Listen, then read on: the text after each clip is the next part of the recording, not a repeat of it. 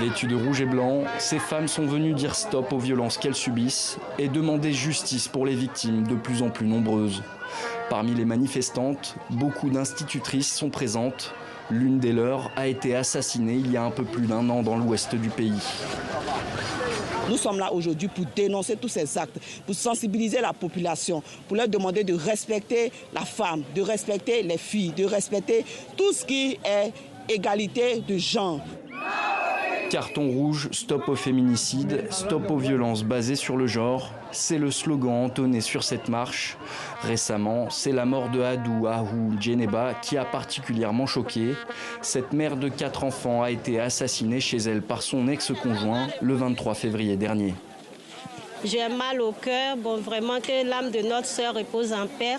C'est tout ce qu'on peut dire. Actuellement, on ne peut rien faire, on n'y peut rien, c'est la prière. 2 enfants de la victime ont aussi été blessés. Salimatou garde des séquelles physiques et psychologiques du drame. Quand il y a des garçons, moi j'ai peur déjà.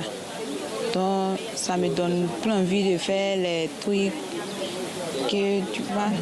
Ce crime intervient quelques jours après un autre féminicide à Daloa. Le ministère de la Femme, de la Famille et de l'Enfant exhorte la population à rejeter les arrangements à l'amiable dans les cas de violences faites aux femmes. Face à ces violences qui piétinent la dignité humaine, le silence n'est plus une option. Face à ces actes odieux qui brisent des vies, les règlements à l'amiable ne sont pas une solution. Quand bien même le bourreau est un conjoint, un compagnon ou un proche, nous devons avoir le courage de dénoncer.